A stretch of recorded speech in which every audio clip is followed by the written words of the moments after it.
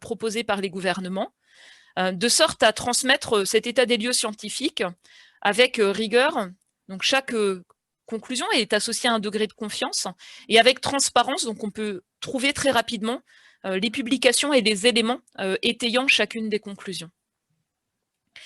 Enfin, le GIEC ne fait pas de recommandations. Il a pour mandat d'être neutre et de faire une évaluation qui permette d'éclairer des choix, en montrant les options d'action possibles, leurs implications, de la manière la plus factuelle possible. Et puis le GIEC ne fait pas de recherche en tant que tel, mais en passant en revue l'état des connaissances, il stimule la production de connaissances nouvelles et il contribue à la maturation des connaissances scientifiques. Et je pense que c'est aussi un des objets de votre projet, de vos rencontres, de contribuer à cette maturation des connaissances scientifiques. Donc on a rendu au cours des dernières 2 années 3 rapports spéciaux, un qui porte sur la stabilisation du réchauffement planétaire à un niveau proche de l'actuel, 1,5 degré. Qu'est-ce que ça implique comme risque évité par rapport à un réchauffement plus important, mais aussi comme risque supplémentaire par rapport à aujourd'hui, et en termes de trajectoire d'émissions de gaz à effet de serre, dans le contexte du développement soutenable. Et puis, un rapport sur le changement climatique et l'utilisation des terres qui touche au système alimentaire, à la gestion des terres. Et enfin, le rapport sur l'océan et la cryosphère qui, pour la première fois, a un chapitre dédié aux régions de haute montagne qui, en fait, sont directement affectées par les changements qui touchent au manteau neigeux, au sol gelé, au recul des glaciers. Et je reviendrai un peu sur cet aspect-là qui est important pour vos régions. On est dans la phase de préparation, de finalisation des rapports complets de chaque groupe de travail. Donc, ce sera à suivre dans les années à venir. Mais nous mettons tout particulièrement l'accent sur l'information climatique de l'échelle planétaire à l'échelle régionale et également sur les événements à faible probabilité d'occurrence, mais potentiellement fort impact, qui sont importants à prendre en compte en matière de gestion de risque. L'occurrence, l'émergence d'une zoonose, d'une pandémie comme celle de Covid-19, nous montre l'importance de se préparer pour ce type d'événement. Là, on parle en matière sanitaire, mais en termes d'évolution du climat, c'est la même chose. Par exemple, sur des événements extrêmes composites, on a le besoin de les prendre en compte et de les anticiper en matière de gestion de risque. Alors, je rappelle ce qu'est le changement climatique. Donc, il est certain que les activités humaines perturbent profondément la composition de l'atmosphère en brûlant du charbon, du pétrole, du gaz. Par la déforestation, la destruction de tourbières, on ajoute environ 40 milliards de tonnes de dioxyde de carbone dans l'atmosphère chaque année. Et la concentration en dioxyde de carbone, vous le voyez en haut, a augmenté d'environ 40% par rapport au climat pré-industriel. Par d'autres activités, des fuites de gaz, de la fermentation de déchets, la riziculture, l'élevage de ruminants, on a également des rejets importants de méthane dont la concentration est 2,5 fois le niveau naturel pré-industriel aujourd'hui. Ces émissions ne font que croître. Et enfin, certains processus industriels et l'utilisation d'engrais azotés, les épandages liés à l'élevage, contribuent à des rejets d'oxyde nitreux, un autre gaz à effet de serre dont la concentration ne fait également qu'augmenter. Il est certain que quand on ajoute ces gaz à effet de serre, on piège de la chaleur qui ne part plus vers l'espace. Le dioxyde de carbone, il a une importance particulière, je veux juste expliquer pourquoi. Donc, on en ajoute des quantités colossales dans l'atmosphère. C'est comme si on avait ouvert d'immenses robinets et puis le niveau dans l'atmosphère, c'est un peu comme le niveau d'eau dans une baignoire. Ce qui va enlever du dioxyde de carbone à l'atmosphère, c'est le fait que l'océan en récupère une partie, ce qui conduit à son acidification, 20 à 30% de ce qu'on émet chaque année. La végétation et les sols en absorbent une partie, de l'ordre de 30% chaque année. La capacité des sols et de la végétation à stocker du carbone dépend aussi du climat. En cas de conditions très sèches, de vagues de chaleur ou d'incendie, cette capacité est limitée. Si on veut que le climat arrête de changer, il faut qu'on baisse le niveau de ce robinet, pas temporairement comme pendant des confinements, ça n'a quasiment aucun effet sur la composition de l'atmosphère, mais régulièrement, année après année, pour réduire le débit. Et c'est quand ce débit sera zéro, c'est-à-dire que nous ne mettrons pas plus de CO2 dans l'atmosphère, que nous ne soyons capables nous-mêmes d'enlever et de stocker de manière durable. Donc c'est à condition d'avoir cette neutralité CO2 qu'on parviendra à stabiliser le niveau du réchauffement planétaire. Et puis bien sûr, on doit aussi agir sur l'effet net des autres facteurs, des autres gaz à effet de serre. Le dioxyde de carbone, c'est celui qui a l'effet le plus important et on peut le mesurer. Il est certain qu'il a un effet net réchauffant. On le mesure en watts par mètre carré d'énergie qui ne part plus vers l'espace, de perturbation du bilan d'énergie de la Terre. Vous voyez que le méthane a aussi un effet important. L'effet réchauffant des gaz à effet de serre est un petit peu masqué par l'effet refroidissant des particules de pollution et de leur effet sur la formation de nuages. Et il est certain que les activités humaines piègent de la chaleur qui s'accumule, qui s'emmagasinent dans le système climatique. Alors, où va cette chaleur supplémentaire? Une partie, c'est le réchauffement de l'air en surface. Une partie, c'est le réchauffement des sols, le dégel des sols gelés. Une partie, c'est la fonte du manteau neigeux, des glaciers, de la banquise arctique, du Groenland, et puis un glissement plus rapide de l'Antarctique et la fonte de ces icebergs. Et le gros de la chaleur rentre dans l'océan. On peut voir l'océan comme une sorte d'accumulateur géant. Il piège presque 90% de la chaleur supplémentaire emmagasinée dans le système climatique. Et qu'est-ce que ça veut dire? Ça veut dire qu'on ne peut pas revenir en arrière, parce que le temps de mélange dans des eaux de mer, c'est de l'ordre du millier d'années. Donc le changement climatique qui est déjà là, il va persister sur des échelles de temps de siècles et de millénaires. Par contre, si on réduit les émissions de gaz à effet de serre, on peut, à l'échelle de temps de quelques décennies, parvenir à stabiliser le niveau du réchauffement. Vous voyez qu'avec la situation de la pandémie actuelle, quand on prend des mesures de distanciation sociale, on a les bénéfices au bout de quelques semaines. Pour les émissions de gaz à effet de serre, les bénéfices, c'est plutôt à l'échelle de 20 à 30 ans en termes d'évolution du climat, mais c'est un mécanisme un peu similaire. Un point sur lequel je veux insister qui est souvent mal compris, si l'on prend le réchauffement qui est observé au niveau planétaire et qu'on évalue chacun des facteurs, la variabilité spontanée du climat du fait des échanges océan-atmosphère, la réponse du climat aux facteurs naturels qui peuvent perturber son bilan d'énergie, l'activité du soleil, l'occurrence d'éruptions volcaniques avec l'effet parasol des particules qu'ils mettent dans la haute atmosphère. Vous voyez qu'en fait, ces facteurs naturels ne peuvent en rien expliquer le réchauffement tel qu'il est observé et toutes ses caractéristiques.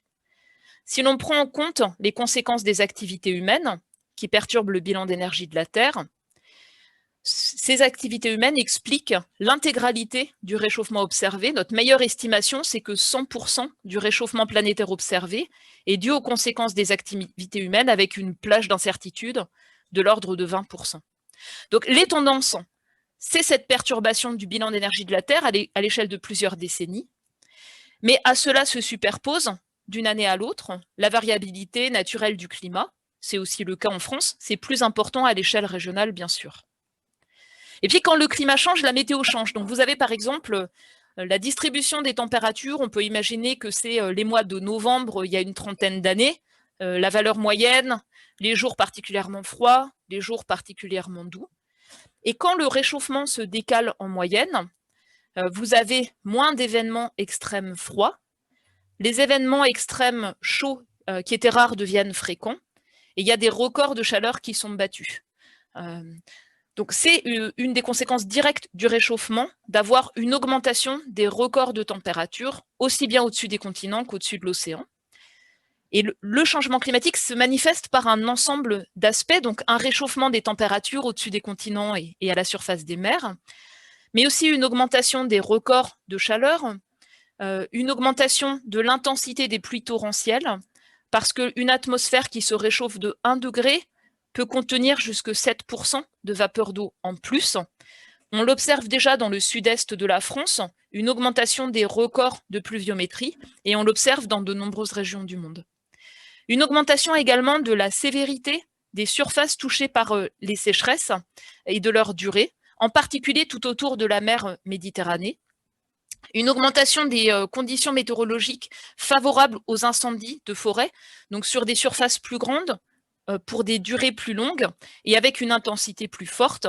Et puis bien sûr, un recul de l'enneigement en moyenne montagne, en particulier en début et en fin de saison, un recul généralisé des glaciers. Cela fait partie des caractéristiques ici sur lesquelles je veux mettre l'accent au-dessus des continents et dans votre région. Et puis pour terminer, les choix d'aujourd'hui, en termes d'émissions de gaz à effet de serre, vont déterminer le climat de demain. S'il y a une baisse radicale partout dans le monde des émissions de gaz à effet de serre, que les émissions mondiales de CO2 sont quasiment divisées par 2 d'ici à 2030 et atteignent le net zéro d'ici à 2050, on peut stabiliser le réchauffement à un niveau proche d'1,5 degré. Si on ne va pas plus loin que les promesses faites par les différents pays en 2015 au moment de la COP 21, les émissions mondiales de gaz à effet de serre continuent à augmenter jusqu'en 2030 et au-delà. Elles diminuent graduellement. Ce n'est pas un scénario de laisser-faire complet. Il y a une action, mais lente. Et dans ce cas-là, on atteindrait un réchauffement de l'ordre de 2 degrés à horizon 2050 et de l'ordre de 3 degrés à horizon 2100. Et puis, si on n'a pas de chance, par exemple, si le climat réagit dans la valeur haute qu'on connaît aujourd'hui, ou bien si le dégel des sols gelés conduit à rejeter des quantités importantes de méthane, de dioxyde de carbone en plus, ou bien s'il y a un recours croissant aux énergies fossiles partout dans le monde, alors en fait, on pourrait aller jusqu'à 4 ou 5 degrés de réchauffement à la fin du siècle. On ne peut pas exclure ces trajectoires. Ça demande d'évaluer les risques liés au climat à court terme et à long terme. Et chaque demi-degré, chaque fraction de réchauffement planétaire compte. Donc au rythme actuel, on va vers un monde 1,5 degré plus chaud, autour de 2040, peut-être même 2030, si le climat réagit vite et si les émissions de gaz à effet de serre continuent à augmenter. Donc c'est un réchauffement plus important dans votre région, comme sur tous les continents, et particulièrement prononcé en montagne et dans les régions arctiques. Et plus le curseur planétaire est élevé, plus le curseur du niveau moyen de réchauffement dans chaque région augmente.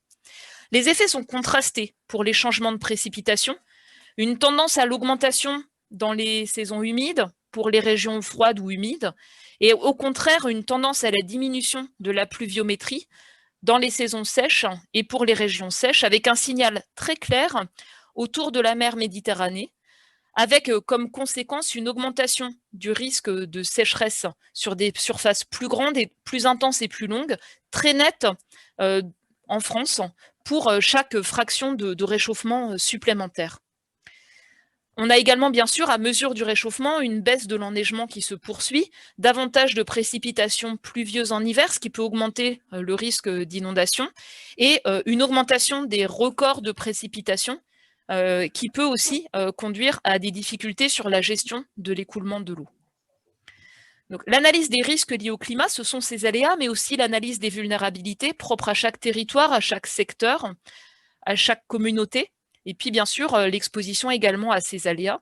Mais c'est aussi prendre en compte les effets en cascade, les effets des aléas climatiques qui sont physiques ou biologiques, l'effet sur les écosystèmes, leurs fonctions, leurs services, et en retour l'effet sur les organisations humaines, les systèmes d'organisation de nos sociétés.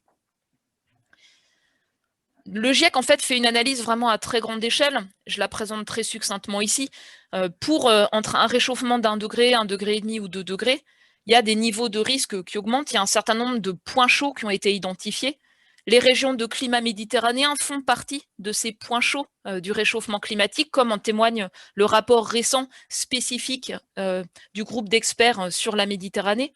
On a également donc des conséquences, par exemple, pour certaines activités agricoles et les rendements, pour les cultures, pour les animaux d'élevage. On a aussi des conséquences en fonction du réchauffement pour certaines activités de tourisme, par exemple le tourisme qui dépend de l'enneigement en moyenne montagne. Si on regarde les risques qui sont liés en fait aux terres émergées, aux écosystèmes terrestres, il y a des enjeux qui sont extrêmement importants en fonction de l'ampleur du réchauffement, pour la sécurité en eau dans certaines régions du monde, pour la préservation des écosystèmes terrestres. Sur le pourtour de la Méditerranée, des risques qui augmentent très fortement en matière de feux de forêt pour chaque fraction de réchauffement supplémentaire. Il y a des risques liés à la dégradation des sols gelés en haute montagne comme dans les régions froides. Et puis des risques qui peuvent, dans certaines régions, toucher à des difficultés d'approvisionnement alimentaire et même de sécurité alimentaire en fonction des choix de développement qui vont être faits. Je fais un zoom sur la partie composantes lentes. On a mis en mouvement des composantes lentes dans le système climatique. L'océan, les glaciers, qui ne sont pas aujourd'hui à l'équilibre avec le climat d'aujourd'hui, qui vont continuer à reculer, et tout particulièrement dans la région des Alpes.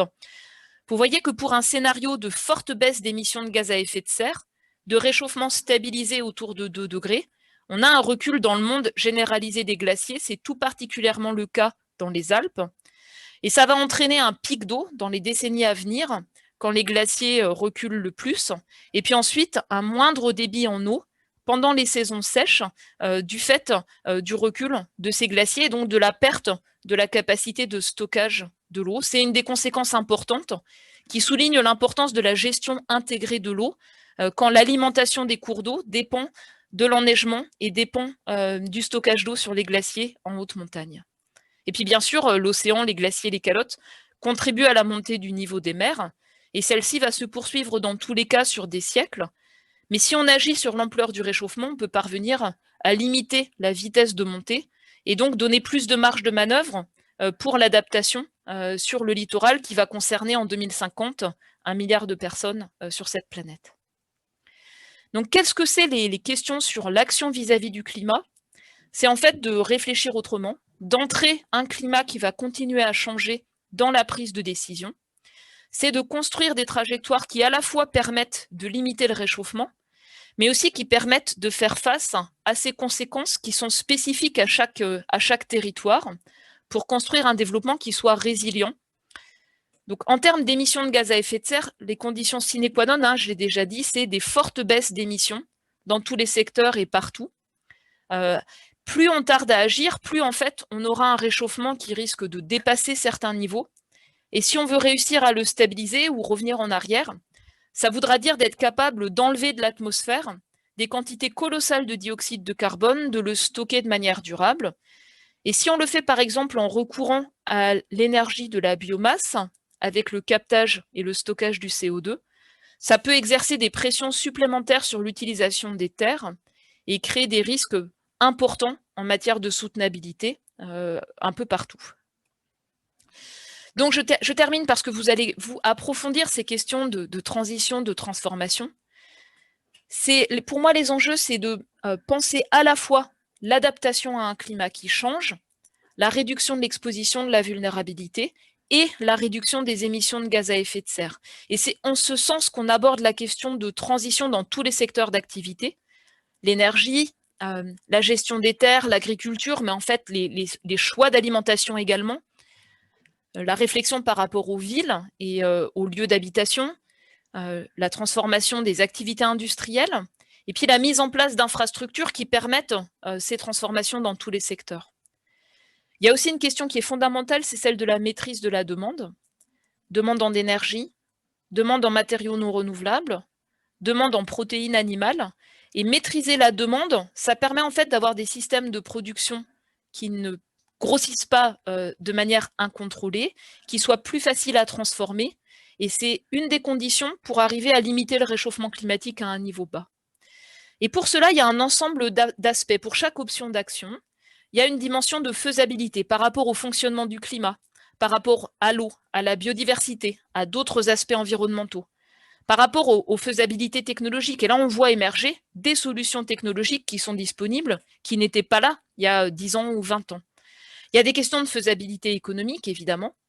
Il y a des questions de faisabilité socio-culturelle. Qu'est-ce que les gens sont prêts à faire? Et pour ça, le travail de groupe, le fait de mettre en place des communautés d'acteurs qui échangent, qui valorisent le fait d'expérimenter, c'est quelque chose qui est une condition indispensable au fait de pouvoir mener des transformations. Et enfin, il y a des enjeux qui sont des enjeux de faisabilité institutionnelle. Je vais donner un exemple. Dans les analyses d'impact sur des projets, donc les analyses d'impact environnementaux, aujourd'hui, il n'est pas standard de rentrer l'évolution à venir du climat. Par exemple, sur des aménagements, sur des cours d'eau, ça n'est pas encore le cas. Il y a vraiment un cadre institutionnel à construire pour faire en sorte que pour les décisions d'aujourd'hui, on prenne en compte les évolutions à venir du climat, l'évolution de l'aléa sécheresse, l'évolution de l'aléa précipitation intense, l'évolution du cycle saisonnier de la précipitation, l'évolution de la température et son effet sur les ressources en eau. C'est quelque chose qui est important pour faire en sorte que là où on investit aujourd'hui, ce ne soit pas que pour être prêt à la variabilité du climat d'aujourd'hui, mais que ça fonctionne au cours des décennies à venir. Et puis la grille d'analyse des objectifs du développement durable, elle est tout à fait pertinente aussi pour chaque option d'action, de sorte à analyser pour chacune d'entre elles dans quelle dimension on va créer des bénéfices annexes et dans quelle dimension on peut créer des effets pervers, des effets indésirables, et faire en sorte de les compenser. Et cette grille d'analyse de la soutenabilité, elle est essentielle pour construire des transitions qui soient éthiques pour le climat et pour la biodiversité, équitables au sens où il y a un juste partage de l'effort et on protège les plus vulnérables, et enfin des transitions qui soient justes au sens où on partage, on ajuste des politiques en matière d'emploi et des politiques vis-à-vis du changement climatique, par exemple en préparant la reconversion de ceux qui travaillent dans les secteurs les plus exposés vers d'autres activités économiques. Donc cette notion de transition juste est particulièrement importante. Un petit zoom pour la France pour terminer. Donc ça, c'est juste une carte de l'occupation des sols en France. Donc le réchauffement est plus important que la moyenne planétaire. Il s'est accentué au cours des derniers 30 ans, avec en particulier des vagues de chaleur plus fréquentes. Et des vagues de chaleur comme en 2019 ont fait l'objet d'études qui montrent qu'elles ne se seraient pas produites avec une telle intensité si le climat n'avait pas été perturbé du fait des activités humaines. Cette attribution d'événements extrêmes, elle est importante pour bien comprendre, même pour des événements ponctuels, les conséquences des activités humaines vis-à-vis des risques locaux. Donc il y a une augmentation en moyenne des précipitations au nord, une tendance à une baisse au sud. Je l'ai déjà dit, une augmentation de l'intensité et de la fréquence des pluies extrêmes dans certaines régions du sud-est. Une augmentation de l'intensité des sécheresses, un assèchement des sols. Votre région a vu des événements particulièrement intenses récemment. Il y a des aspects spécifiques sur le littoral, mais aussi sur le réchauffement plus important en montagne, le recul des glaciers, la baisse de l'enneigement. Et en fait, 2/3 de la population française est exposée aux risques climatiques. On est le pays d'Europe qui est le plus exposé aux conséquences d'un climat qui change. Par la suite, on s'attend à une poursuite du réchauffement, une baisse des jours de gel, une augmentation des journées chaudes, un doublement des vagues de chaleur d'ici 2050. Ça peut être, bien sûr, quelque chose qui suscite des risques sanitaires, mais aussi des opportunités, par exemple, pour un tourisme en altitude, où les populations qui habitent dans les zones urbaines vont chercher des conditions agréables en été. Donc la question du tourisme durable, devant la réduction de l'enneigement, l'évolution du climat, c'est vraiment un enjeu majeur de réflexion stratégique. Et puis donc, la gestion de l'eau, c'est quelque chose de fondamental du fait de la modification du cycle moyen des précipitations, mais aussi de l'intensification des sécheresses qui pourrait durer de 2 à 4 mois en 2050 au lieu de plutôt 2 mois aujourd'hui, et en cas de très fort réchauffement, jusque 6 mois, même dans le nord de la France, à horizon 2100. Donc il y a des enjeux de gestion de l'eau, de recharge de nappes et de gestion du risque d'incendie partout qui sont importants à anticiper. Et les émissions de gaz à effet de serre en France, elles ont une structure particulière. C'est un tiers dû au transport, et en particulier au déplacement par les véhicules individuels. Et puis à peu près à part égale, du côté des bâtiments, de l'agriculture et de l'industrie. Si on prend les émissions sur le territoire national, les émissions françaises ont l'air plutôt basses, de l'ordre de 6,6 tonnes d'équivalent CO2 par personne et par an, parce que notre mix électrique est déjà décarboné depuis longtemps. Par contre, si on prend en compte notre mode de vie, qui est le résultat de notre production sur notre territoire, nos exportations, mais aussi nos importations, l'empreinte carbone des Français, elle est élevée en fait. Elle est dans la moyenne européenne du fait du poids des importations de biens manufacturés faits avec du charbon ailleurs. Et elle ne baisse pas. Donc il y a vraiment une vigilance toute particulière à porter pour que chaque acteur, chaque collectivité joue son rôle dans la mise en œuvre de la stratégie nationale bas carbone française. Et le Haut Conseil pour le climat a souligné l'importance de l'action dans les territoires, dans les régions, pour un ensemble d'aspects liés au transport, liés aussi au bâtiment.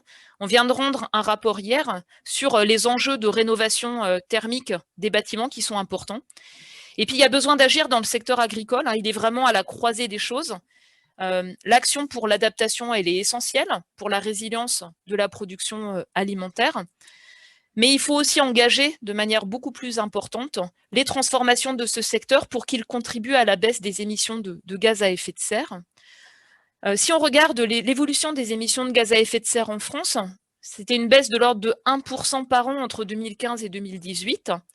On a échoué à tenir les premiers budgets carbone que la France s'était fixés et les objectifs pour les deuxièmes budgets carbone ont été revus à la baisse. En 2019, c'était 0,9% de baisse par rapport à 2018. Vous voyez que ce n'est pas suffisant par rapport au rythme attendu dans la loi, en fait, dans la stratégie nationale bas carbone. Et puis que le rythme à venir doit augmenter de l'ordre de 3% par an à partir de 2024. Et il y a besoin de la contribution de tous. Je sais que vous allez réfléchir à la question de l'adaptation, mais essayez au maximum de sortir des silos et de penser une adaptation qui contribue à la baisse des émissions de gaz à effet de serre, de sorte à pouvoir agir mieux et agir de manière intégrée. Voilà, donc je vous rappelle les points clés que j'ai soulignés au début. Il y a de nombreuses options qui permettent d'agir pour limiter les risques liés au climat et construire un développement au sens de permettre à tous de vivre dignement, préserver les écosystèmes et la biodiversité, un développement qui soit résilient devant tout type de choc et de crise, soutenable et qui aille vers cette neutralité carbone. Vous avez là les liens des sources que j'ai utilisées pour cette présentation. Je vous souhaite une bonne réunion et je serai très attentive aux résultats de vos travaux. Merci beaucoup Valérie. Quelques questions qui arrivent en effet déjà dans les questions-réponses. Juste un petit, on est bien conscient pour nos amis italiens qu'on a un petit souci de son dans la traduction italienne. Donc, on est en train d'essayer de régler ça avec nos 2 traductrices qui font de leur mieux. Donc, merci de votre patience et de votre bienveillance. Donc, quelques questions pour Valérie. Anne-Sophie demande, observe-t-on une augmentation des flux de vent venant du sud et de leur intensité? Je n'ai pas, moi, la réponse à cette question. Je pense que vous avez des spécialistes parmi les participants du projet qui pourraient apporter une réponse. Je n'ai pas de réponse, moi, sur ce point. Alors, une question de Loïc. Les projections climatiques présentées en septembre 2019 de l'IPSL et du CNRM étaient assez inquiétantes, avec un réchauffement plus élevé que dans les projections précédentes. En sait-on plus aujourd'hui avec de nouvelles modélisations? Alors, c'est exactement le travail que je supervise avec 230 chercheurs de 60 pays différents pour la préparation du rapport principal du groupe 1 du GIEC, qu'on espère pouvoir rendre à horizon de juillet 2021. Et donc, sur la base de travaux récents qui confrontent l'ensemble des modèles de climat, qui les testent par rapport aux évolutions passées, anciennes, aux variations récentes, à la compréhension des processus. Dans ce rapport, en fait, on va présenter la plage probable d'évolution future des températures qui n'est pas simplement le résultat des modèles de climat, mais le résultat d'une évaluation qui combine toutes les sources d'informations disponibles à ce jour. Je ne peux pas en dévoiler les principales conclusions parce que c'est un travail qui est en cours de finalisation. Mais je peux juste dire que les modèles de climat qui réagissent le plus ne sont pas forcément les plus compatibles avec cette évaluation complète. Ok, merci Valérie. Une question de Marie vis-à-vis des différents pouvoirs publics aux différentes échelles, État, région, collectivité. Connaît-on la part de leur capacité pour transformer la société? Oui, tout à fait. Donc, il y a différentes échelles, bien sûr. Il y a par exemple les accords internationaux, comme l'accord de Paris sur le climat. Il y a le rôle de l'Europe qui est important, par exemple, pour fixer les règles des échanges commerciaux et un certain nombre de lignes directrices. Au niveau national, il y a bien sûr l'importance des lois et les rapports du Haut Conseil pour le climat soulignent l'enjeu à aller plus vite dans l'implémentation, par exemple, de la stratégie nationale bas carbone, pour que chaque loi puisse être évaluée, ça n'est pas encore le cas aujourd'hui, par rapport à ce qu'elle implique. Est-ce qu'elle est neutre? Est-ce qu'elle contribue à la baisse des émissions de gaz à effet de serre ou au contraire, est-ce qu'elle peut créer des effets pervers et freiner l'action qui a été définie? Il y a aussi le besoin de décliner les feuilles de route, ministère par ministère. On attend là les feuilles de route de 4 ministères pour la mise en œuvre de la stratégie nationale bas carbone. Vous voyez que ça tarde à se mettre en œuvre. L'État a aussi des capacités importantes en matière d'éducation et de formation sur les programmes scolaires, sur la formation, donc par exemple, continue pour les agents publics. On pourrait aussi imaginer une formation renforcée pour les élus, pour qu'ils puissent acquérir des compétences sur de grands enjeux. Je pense tout particulièrement aux questions climat, biodiversité et qualité de l'air. Je pense que cela pourrait être particulièrement utile. Donc, au niveau des régions, il y a effectivement beaucoup de leviers d'action possibles qui vont toucher au rôle des régions qui ont été renforcées pour un certain nombre d'infrastructures. On peut parler des transports, on peut parler des politiques industrielles, économiques. On peut également parler du rôle des régions en matière de formation, qui est également important. Et puis, sur beaucoup d'aspects liés à la question de l'adaptation à un climat qui change, on voit monter en puissance toutes les collectivités territoriales, bien sûr les grandes villes en premier lieu, qui ont parfois plus de ressources pour mener des études et pour évaluer leur vulnérabilité, leur exposition, avec cette question de la résilience des villes. Et on voit également monter en puissance des travaux qui portent sur les territoires ruraux, qui sont étroitement liés aussi à l'activité agricole ou à l'activité touristique, qui s'approprient ces enjeux et qui parfois innovent vraiment en matière de transformation collective, participative, avec une implication des citoyens qui vivent dans les territoires. Et je veux terminer sur ce volet-là. Pour moi, ces transformations, ce n'est pas une question de connaissances scientifiques, ce n'est pas une question de volonté politique qui va du haut vers le bas, c'est vraiment une question d'engagement citoyen, de participation et de mobiliser toutes les formes d'intelligence. Donc les connaissances des acteurs de terrain, les connaissances du monde académique, les leviers d'action qui existent aux différentes échelles, de sorte à construire finalement collectivement des transformations de société qui sont choisies et qui permettent de se projeter vers une résilience qui soit partagée et choisie. C'est quelque chose qui est fondamental. Et là, justement, tout ce qui porte sur les collectifs régionaux, les initiatives régionales, c'est porteur de dynamique vraiment formidable. Super, ben, un grand merci Valérie. On va devoir vous laisser filer, vous libérer. En tout cas, merci beaucoup d'avoir été avec nous ce matin. C'était une grande chance pour nous tous. C'est encore des questions évidemment, mais bon, vous aurez la présentation de Valérie à disposition, hein, parce que certaines personnes disent qu'elles n'ont pas pu voir la totalité de la présentation. Donc ça, on pourra vous envoyer tout ça.